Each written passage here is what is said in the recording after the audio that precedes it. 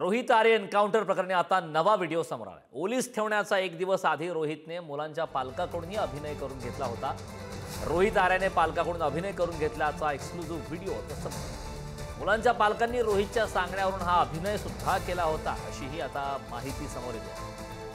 दृश्य आपण पाहतोय त्याचा व्हिडिओ आता पुढारी न्यूजच्या हाती लागला। रोहित आर्य एन्काउंटर प्रकरणी आता नवा व्हिडिओ समोर आलेला आहे। रोहितने मुलाच्या पालकांकडूनही अभिनय करून घेतला होता।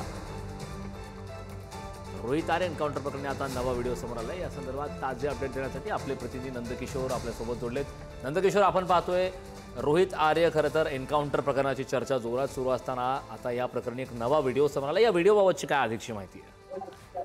नक्कीच करण, जर पाहायला गेलं तर रोहित आर्यचा एन्काउंटर झालेला होता तो 4था दिवस होता।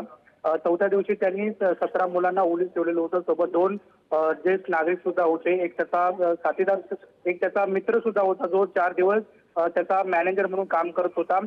याच्याच दरम्यान जर पाहायला गेलं तर 3ऱ्या दिवशी एक संपूर्ण जे नाट्य आहे ते या रोहित आर्याने घडवलेलं आपल्याला पाहायला मिळते। 3ऱ्या दिवशी ज्यावेळी ऑडिशन चालू होती त्यावेळेला एक सीन देण्यात आलेला होता।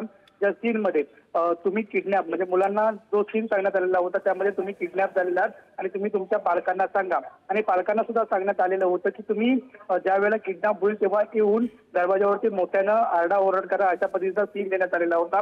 सोबतच जर पाहायला गेलं तर कडेला, इमारतीच्या कडेला जे दरवाजा आहे तिथं एक आग सुद्धा लावण्यात आलेली होती। त्या आगीमध्ये जर पाहायला गेलं तर त्या आगीच्या कडून तुम्ही या आणि आरडाओरड करा, अशा पद्धतीचा सीन देण्यात आलेला होता। आणि त्याचा जो व्हिडिओ आहे तो पहिला व्हिडिओ आहे तो आपल्याला समोर आलेला आपल्याला पाहायला मिळतोय। त्यामुळे एकंदरीत जर पाहायला गेलं तर रोहित आर्याचा हा संपूर्ण प्री प्लॅन असलेला आपल्याला पाहायला मिळतोय।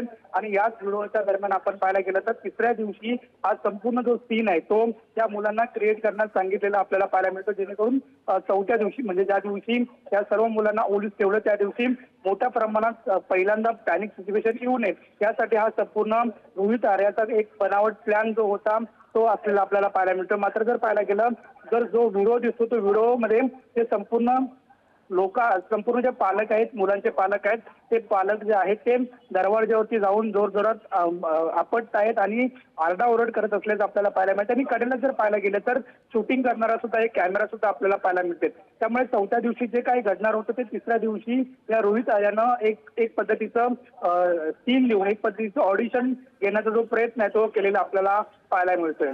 अगदी नंदकिशोर, खरं तर आता व्हिडिओ व्हायरल झाला आहे, याचे तर्कवितर्क बरेच आहेत, चर्चा रंगते, खरं तर आरोप सुद्धा मोठ्या प्रमाणात झालेत। मात्र मुद्दा महत्त्वाचा आहे की या व्हिडिओवरती आता पोलिसांच्या माध्यमातून काही प्रतिक्रिया आली का? नक्कीच या संपूर्ण प्रकरणाचा जो तपास आहे तो गुन्हे अन्वेषण शाखेकडे गेलेला आपल्याला पाहायला मिळते। या संबंधित जे आहेत त्यांच्या सर्वांचा जो जबाब आहे तो खऱ्या अर्थानं नोंदवला जाईल। त्यानंतर खरं तर कोर्टाकडे सुद्धा हा संपूर्ण जो जबाब आहे सांगण्यात येईल। त्यामुळे प्रत्येक व्हिडिओ असेल तो खरं तर नमूद करण्याचं काम जे आहे ते गुन्हे शाखेकडून करण्यात येत असलेलं आपल्याला पाहायला मिळते। त्यामुळे तपासाअंती नेमकं काय काय होतं हे सुद्धा पाहणं महत्त्वाचं आहे, कारण वेगवेगळे जे आरोप प्रत्यारोप सुद्धा पोलिसांवरती होत असलेले आपल्याला पाहायला मिळतात। मात्र ह्या अशाच संपूर्ण प्रकरणामध्ये रोहित आर्याचा जो प्री प्लॅन होता तो खरं तर समोर येत असलेला आपल्याला पाहायला मिळते आणि या सुद्धा व्हिडिओचा मोठा उपयोग हा पोलिसांना होऊ शकतो। कारण नक्कीच नंदकिशोर, खूप खूप धन्यवाद या महत्त्वपूर्ण अशा माहितीसाठी।